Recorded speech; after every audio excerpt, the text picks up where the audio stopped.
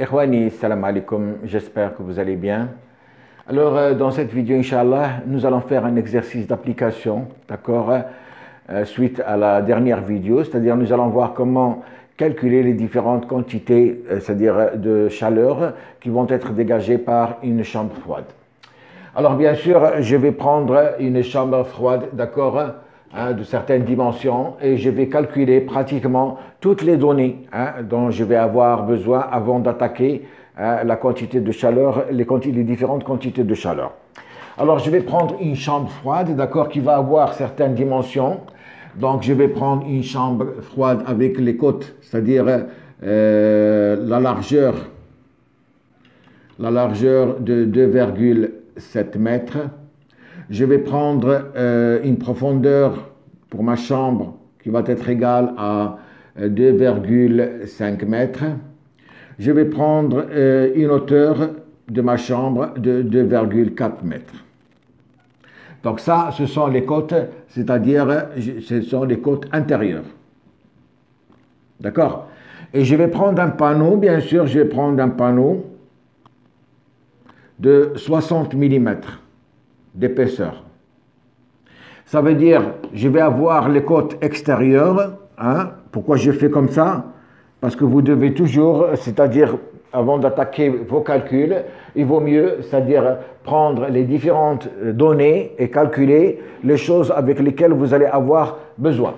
Donc les côtes extérieures. Les côtes extérieures, bien sûr, je vais ajouter à chaque fois, c'est-à-dire ici, puisque j'ai une largeur de 2,7 mètres, ça veut dire extérieur, si je prends mon frigo, d'accord, ma chambre plutôt, voilà ma chambre.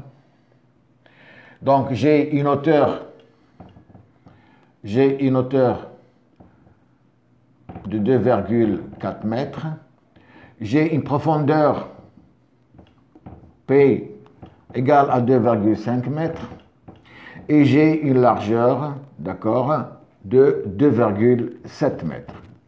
Donc, si je veux calculer les différentes côtes extérieures, je vais avoir, c'est-à-dire, ici, je vais avoir, si je prends 2,7, automatiquement, je vais ajouter 60 mm ici, et je vais ajouter 60 mm ici, c'est-à-dire, je vais avoir une côte 2,7 plus 0,120, 2,82. Donc, la largeur va être égale à 2,82 mètres. Donc, c'est cette largeur-là, d'accord? Si je prends au niveau profondeur, automatiquement, je vais avoir encore, je vais ajouter 60 mm ici et je vais ajouter 60 mm de ce côté. Ça veut dire que la profondeur également, la profondeur va être égale à 2,5 plus 0,120, 2,62 mètres. C'est bon. Et pour la hauteur, puisque la hauteur, je vais ajouter uniquement sur cette hauteur, ici j'ai le sol, d'accord? J'ai le sol, le sol. Donc je vais ajouter uniquement 60 mm en haut. Je vais ajouter uniquement 60 mm. C'est-à-dire comme côte extérieure, je vais avoir 2,4 plus 60 mm, 2,4 plus 0,06, c'est-à dire 2,46 mètres. Voilà mes côtes extérieures. C'est bon. Donc c'est la première des choses que vous devez déjà faire. C'est-à-dire en fonction de l'épaisseur de vos panneaux, donc vous allez déterminer les côtes intérieures de votre frigo et vous allez déterminer les côtes extérieures de votre frigo. C'est bon. Alors une fois que vous avez fait ça, donc vous allez calculer, d'accord, la surface extérieure et la surface intérieure, d'accord, de mon frigo. Alors la surface ici, ici, donc je vais calculer la surface intérieure de mon frigo qui va être égale à 2,7 qui multiplie 2,5, d'accord, qui va être égal à 2,7 qui multiplie 2,5, c'est-à-dire c'est une surface qui va faire, alors 2,7 qui multiplie 2,5, la surface intérieure elle est de 6, 7,75 mètres carrés. Et la surface extérieure, d'accord, la surface extérieure va être égale à 2,82 qui multiplie 2,62. 2,82 qui multiplie 2,62, c'est-à-dire 7,39 mètres carrés. C'est bon. Et bien sûr, ici, je vais avoir besoin du volume que je vais calculer, hein, puisque quand on va, c'est-à-dire faire les déperditions, c'est-à-dire par renouvellement d'air ou bien pour l'éclairage, nous allons avoir besoin du volume. Donc le volume, ça va être égal à 2,7 qui multiplie 2,5 et qui multiplie 2,4. Ça, c'est le volume intérieur. Et ça va me faire 2,7 qui multiplie 2,5 et qui multiplie 2,4. Je vais avoir un volume de 16,2 mètres cubes. C'est bon. Donc voilà un peu, c'est-à-dire les différentes. Je vais avoir besoin de la section, de la surface intérieure. Je vais avoir besoin du volume intérieur. Je vais avoir besoin de la surface extérieure. C'est bon. Donc, tout ça, vous devez, c'est-à-dire le calculer, vous le laissez à côté, hein, parce que vous allez vous en servir. Bien. Alors, une fois que j'ai calculé tout ça, bien sûr, les différentes déperditions, on a vu que la déperdition, normalement, la déperdition, d'accord, elle est égale au coefficient, c'est-à-dire de déperdition thermique, que multiplie la surface extérieure, aussi bien de toutes les parois, d'accord, et que multiplie delta T. Donc delta T, nous allons prendre, c'est-à-dire une température intérieure de mon frigo qui va être égale à 6 degrés, et je vais prendre une température ambiante qui va être égale à 25 degrés. Ça veut dire que delta T, je vais mentionner mon delta T, hein, je vais le mentionner également, ça veut dire que delta T va être égal à 25 moins 6, c'est-à-dire à 19 degrés. Donc ce que je fais, c'est-à-dire je vais le noter quelque part, si vous voulez, c'est ma fiche, hein, de calcul. Sur cette fiche de calcul, je note toutes les choses dont je vais avoir besoin. Qu'est-ce que je vais avoir besoin?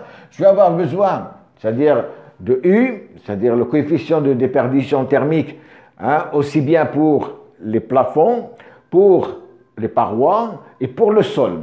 Alors, les parois et plafonds, nous allons prendre le panneau de 60 mm.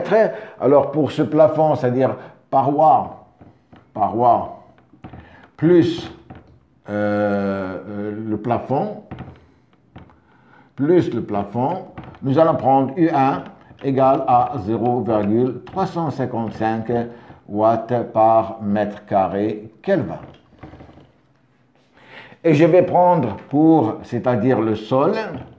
Alors le sol, bien sûr, il peut être en béton propre comme il peut être en panneau. Donc tout dépend de notre choix. Nous allons faire par la suite une vidéo qui est réservée au sol. Donc le sol, je vais prendre U2 qui va être égal à 1,74 watts par mètre carré Kelvin. D'accord? Donc tout ça, hein, je note tout ça quelque part. Hein, voilà mes coefficients de déperdition thermique. Voilà ma delta T. J'ai calculé ma surface intérieure, j'ai calculé mon volume intérieur, j'ai calculé ma surface extérieure. Qu'est-ce qui va me rester? Il va me rester bien sûr de déterminer la surface totale des parois, la surface du plafond et la surface du sol. Hein? Parce que tout ça, je vais en avoir besoin. Donc je vais commencer par calculer la surface du sol, tout seul. La surface du sol, donc c'est bien ce que j'ai calculé extérieur qui va être égal à 7,39.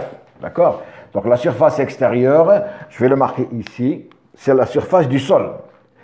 Alors la surface extérieure,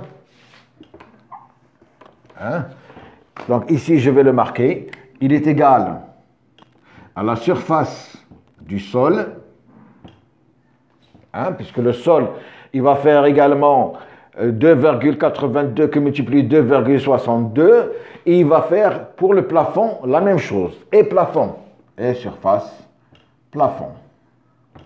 Donc vous voyez, hein, on va avoir besoin de la surface du sol et on va avoir besoin de la surface du plafond. Ça va faire 7,39, c'est la surface extérieure que nous avons calculée ici. Je vais avoir besoin de la surface des parois. Alors la surface des parois, bien sûr, je vais prendre toujours, c'est-à-dire les côtes extérieures. Je vais avoir, c'est-à-dire 2,4 si je prends mon frigo. Donc ici, si vous voulez, j'ai ici 2,82 et j'ai ici 2,62 et j'ai une hauteur qui fait 2,46. Donc la surface, elle va être égale à combien? Elle va être égale à cette longueur plus cette longueur multipliée par 2. Hein? C'est cette longueur-là, d'accord, plus cette longueur multipliée par 2. Pourquoi? Parce que je dois ajouter encore cette longueur plus cette longueur. Et le tout, je vais le multiplier par la hauteur de 2,4. C'est bon. Donc, je vais calculer, c'est-à-dire cette surface des parois, hein, elle va être égale à combien?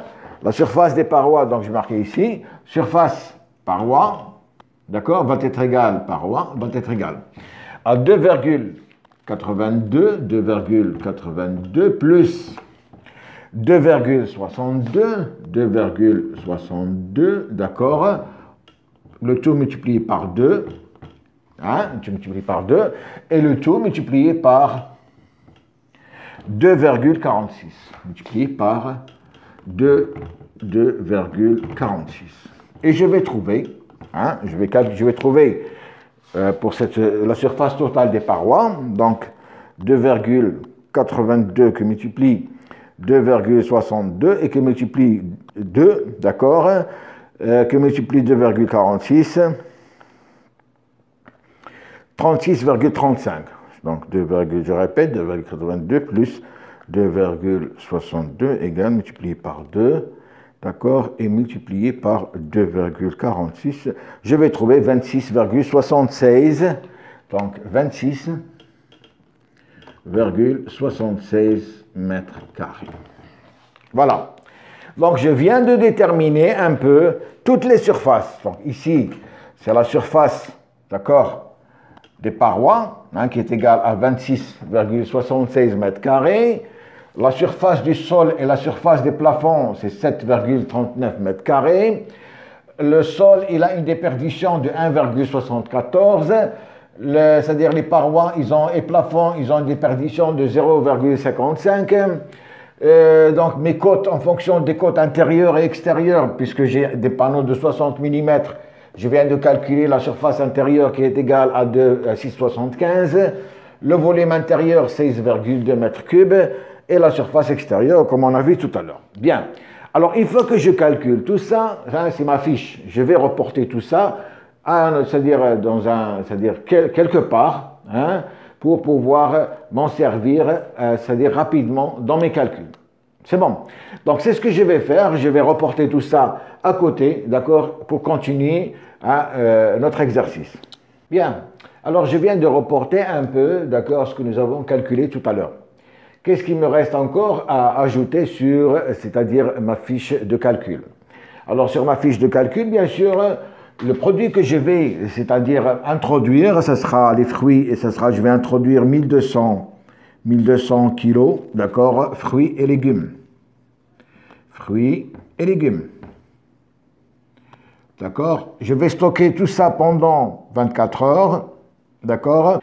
Donc, je vais avoir besoin, c'est-à-dire de la chaleur dégagée par les fruits et légumes. Donc, je vais appeler Q1 qui va être égal à, c'est la moyenne, comme on a vu la dernière fois, 1,4 watts par kilo. Wattheure par kilo, d'accord, en 24 heures. Et bien sûr, pour l'introduction du personnel, donc l'introduction du personnel, je vais marquer ici introduction personnel, d'accord, du personnel. Donc, je vais appeler Q2. Je vais prendre 250 Wh/heure par kilo. D'accord? Ça, ce sont les quantités de chaleur. Donc, ici, dégagé par le personnel qui va rentrer à l'intérieur de mon frigo. Et ici, c'est la moyenne de quantité de chaleur dégagée, d'accord, par le produit que je vais introduire, c'est-à-dire les fruits et légumes. Alors, qu'est-ce que je vais avoir besoin? Je vais avoir besoin, bien sûr, comment dirais-je, en fonction du volume, hein, puisque j'ai un volume ici de 16,2 mètres cubes. Donc, à mon avis, en fonction du volume hein, et de la température, je vais avoir besoin pour le renouvellement hein, de l'air, c'est-à-dire un coefficient taux, d'accord, de renouvellement d'air. Donc, je vais prendre taux, hein, si je regarde le tableau que je vous ai montré la dernière fois, qui va être égal à 23,5. Ça, c'est taux de renouvellement d'air qui va être égal à 23,5.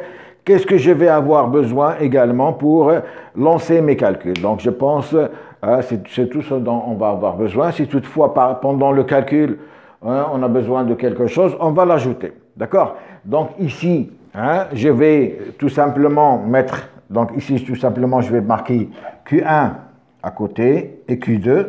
Hein, je vais marquer ici pour avoir plus d'espace. Donc Q1 égale 1,4, donc wattheure par kilo. Q2 égale 250 wattheure par kilo. Et je vais avoir taux, d'accord, qui va être égal à 23,5. Voilà. Donc je viens de reporter ici pratiquement toutes les choses dont je vais avoir besoin. Et je vous conseille de faire la même chose, comme ça, hein, quand vous allez commencer à faire les calculs, vous avez pratiquement toutes les données à côté de vous. C'est bon? Bien. Alors, nous allons commencer à faire le calcul. Donc, la première quantité de chaleur que nous allons déterminer, c'est Q1. Donc, on va calculer donc, la quantité de chaleur Q1. Hein, Q1. Alors, Q1, bien sûr, c'est la quantité de chaleur par conduction à travers les parois. Donc, Q1 va être égal, d'accord, à la déperdition totale que multiplie le temps de stockage, c'est-à-dire 24 heures. Et ce Q1 hein, va être égal, la déperdition totale, ça va être égal, c'est-à-dire à la déperdition hein, des parois, plus la déperdition plafond, plus la déperdition sol, d'accord, et le tout multiplié par 24 heures. Et la déperdition, normalement, elle est égale au coefficient, c'est-à-dire de déperdition thermique, multiplié par la section extérieure, multiplié par delta T. Alors, je vais calculer, c'est-à-dire je vais calculer chaque déperdition. Donc, la déperdition des parois va être égale à U1, hein, c'est-à-dire 0,355, 0,355 que multiplie, c'est-à-dire la surface des parois. La surface des parois, elle est ici. Voilà, la surface des parois, 26,76, que multiplie 26,76 et que multiplie 19. Et je vais trouver une déperdition égale.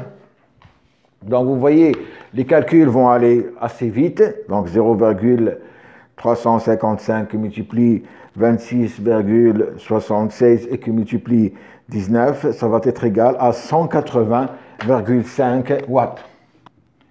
180,5 watts. La déperdition du plafond va être égale U, toujours 0,355, que multiplie, c'est-à-dire la surface de mon plafond qui est égale à 7,39 mètres carrés, 7,39, et que multiplie 19. Et je vais trouver hein, une déperdition pour les plafonds, donc 0,355 qui multiplie 7,39 qui multiplie 19 va être égal à 49,8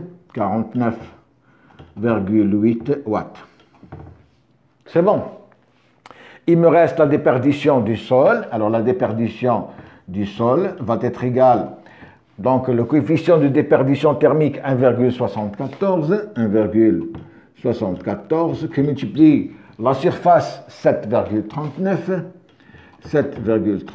et qui multiplie 19 et je vais trouver donc 1,74 qui multiplie 7,39 qui multiplie 19. Pour le sol, je vais avoir 244,31 watts. C'est bon. Donc voilà les différentes déperditions.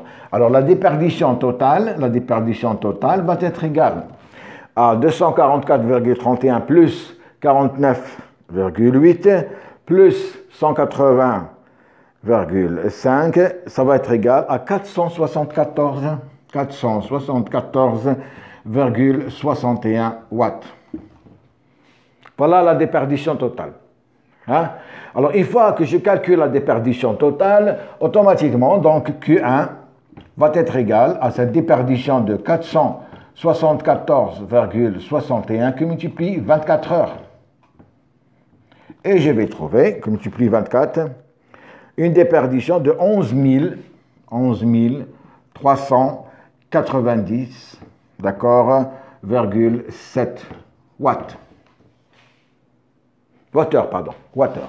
Hein, c'est une quantité d'énergie, j'ai multiplié par le temps, wattheure. C'est bon.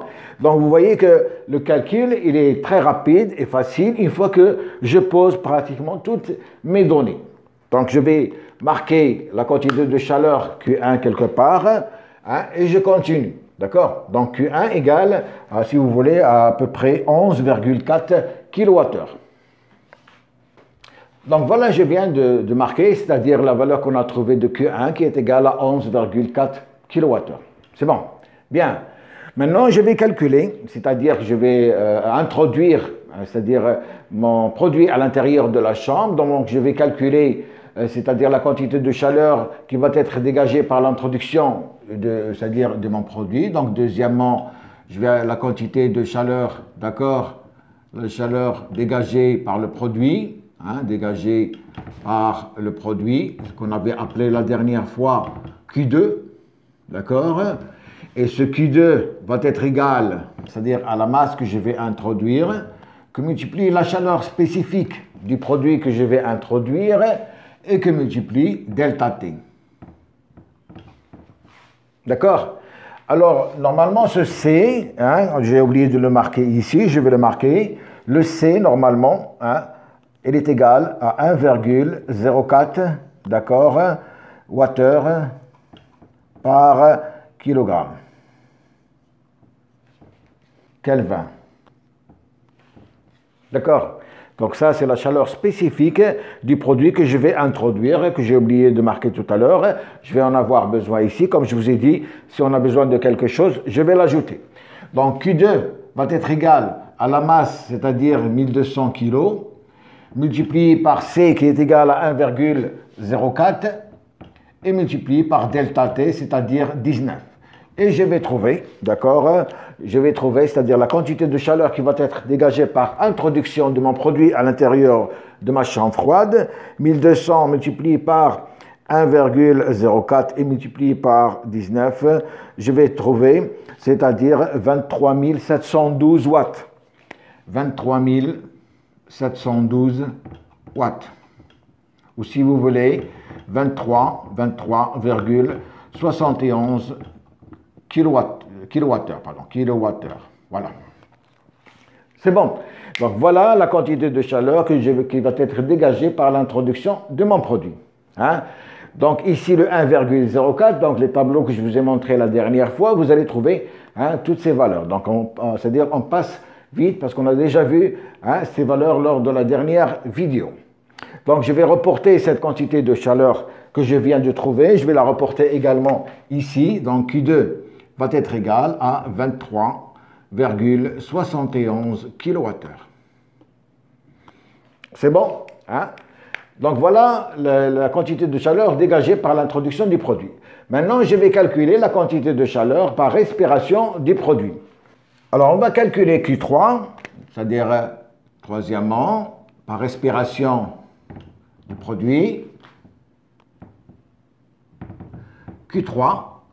Alors ce Q3, il est égal à la masse multipliée par 1,4, c'est-à-dire la quantité de chaleur moyenne dégagée par le produit, qui va être égal à 1200 multiplié par 1,4, qui va être égal 1200 multiplié par 1,4, je vais trouver 1680 watts, 1680 watts, ou si vous voulez, 1,68 kilowattheure, hein. Je suis en train, ici, voilà, kilowattheure, parce que je suis en train de calculer des quantités de chaleur. Il faut faire attention aux unités. Donc, Q3, je vais le marquer ici, donc Q3 va être égal à 1,68 kWh. Donc, vous voyez, hein, ça va vite, hein, une fois que nous avons posé pratiquement les différentes données. Bien, maintenant, je vais calculer, c'est-à-dire la quantité de chaleur, c'est-à-dire par renouvellement d'air, que je vais appeler Q4. Donc, quatrièmement, renouvellement d'air,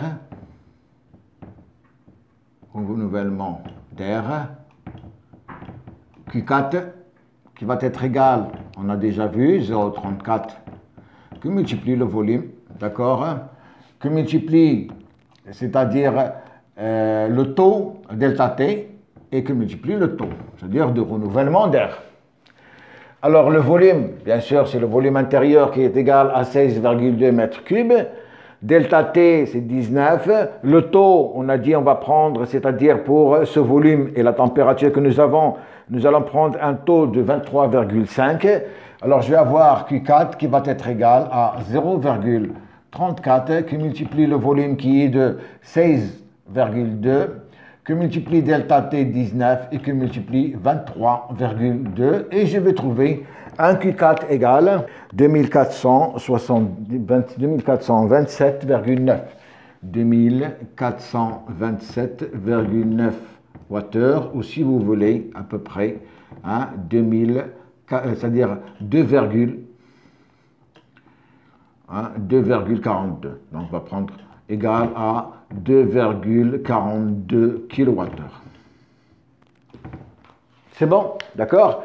Donc, je note ici mon Q4 égale à 2,42 kWh.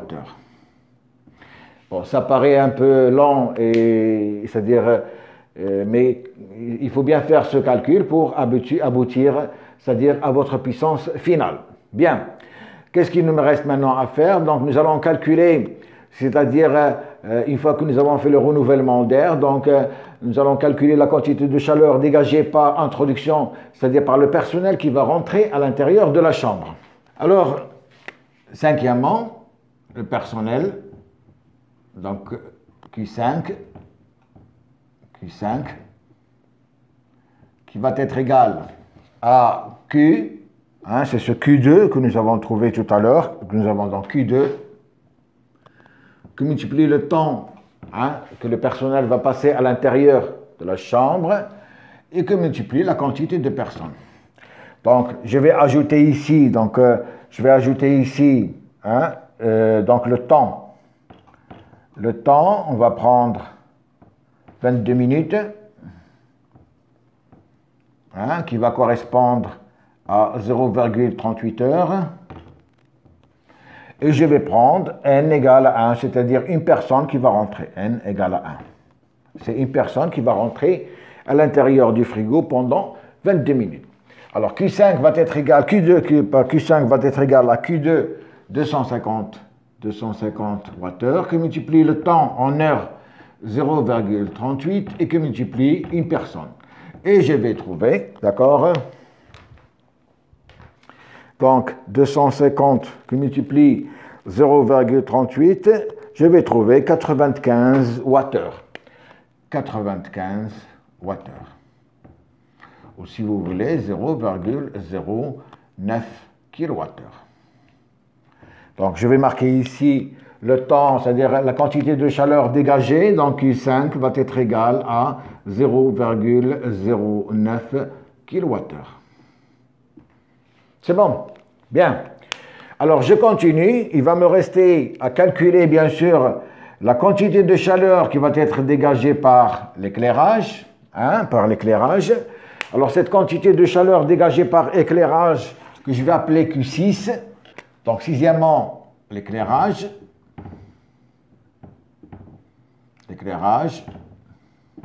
Donc, Q6 va être égal à 10 fois le temps, c'est-à-dire d'allumage, fois la surface intérieure de mon frigo.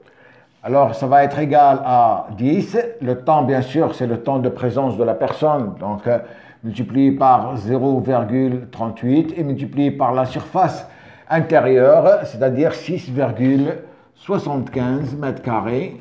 Et je vais trouver, d'accord, une quantité de chaleur dégagée par éclairage qui va être égale, donc multiplié par 0,38, que multiplié 6,75, et je vais trouver 25,65 Wh. 25,65 Wh. Si vous voulez, 0,0 à peu près 26, à peu près 0,026 kWh. Donc je vais marquer ici, donc Q6 va être égal à 0,026 kWh. Donc, qu'est-ce qui va me rester? Il va me rester, en dernier lieu, tout simplement à calculer la quantité de chaleur dégagée par les ventilos de mon évaporateur. Donc, septièmement, les ventilos évaporateurs. Q7 qui va être égal à 30 que multiplie la surface et que multiplie le temps de stockage, c'est-à-dire 24 heures, va être égal à 30 que multiplie la surface qui est de 6,75 et que multiplie 24, et je vais trouver la quantité de chaleur ici, donc 30 qui multiplie 6,75 qui multiplie 24, je vais trouver 4860 Wh. Ou si vous voulez, 4,86 kWh. Donc voilà la valeur de Q7. Donc Q7 égale à 4,86 kWh. Voilà, on vient de calculer pratiquement toutes, d'accord, c'est-à-dire les différentes quantités de chaleur qui vont être dégagées par mon frigo. Et maintenant, nous allons calculer, c'est-à-dire la puissance, c'est-à-dire la quantité de chaleur totale pour déterminer la puissance. C'est un peu long, mais c'est-à-dire une fois que nous avons établi pratiquement, c'est-à-dire toutes les données dont on a besoin, c'est-à-dire c'est un calcul à faire et il faut faire attention aux unités. Alors Q total va être égal à la somme des Q que nous avons, c'est-à-dire des Q calculés. Alors Q total va être égal à, donc je vais faire la somme de tout ça, c'est-à-dire 11,4 plus 23,71 plus 1,68 plus 2,42 plus 0,09 plus 0,026 plus 4,86 et je vais trouver un Q total qui est de 44,18 kWh. Voilà, Q total, d'accord, c'est 44,18 kWh. Alors, une fois que nous avons calculé ce Q total, bien sûr, nous allons déterminer la puissance. Donc, la puissance n'est rien d'autre que Q total divisé par le temps qui est de 24 heures, d'accord? Et donc, Q total, c'est-à-dire 44,18 divisé par 24. Et je vais trouver une puissance de mon évaporateur égale, donc divisé par 24, qui est égale à 1,84 watts. 1,84 kW. Voilà, la puissance de mon évaporateur, elle est égale à 1,84 kW. Bien. Alors, bien sûr, comme mon frigo, il est positif, j'ai dit, c'est-à-dire la dernière fois, qu'il faut multiplier, c'est-à-dire cette valeur par 24, d'accord, sur 20, 24 sur 20 je pense, ou 24 sur 20, hein, et je vais trouver une puissance, hein, de mon frigo égale, je dis par 24 divisé par 20, à 2,2 kW. Donc la puissance finale de mon frigo, 2,2 kW. Voilà. Je viens de déterminer la puissance de mon évaporateur qui est égale à 2,2 kW. C'est bon.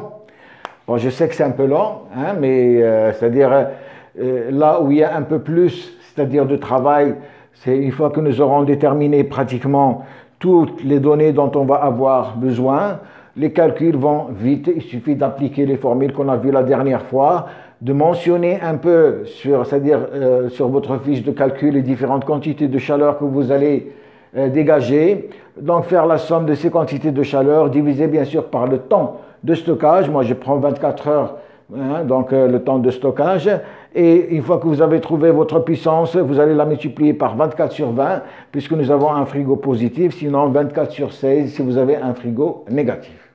C'est bon. Donc voilà, c'était, c'est-à-dire un exercice d'application, d'accord? J'espère que vous avez compris. On se reverra la prochaine fois pour d'autres vidéos. Merci, à la prochaine.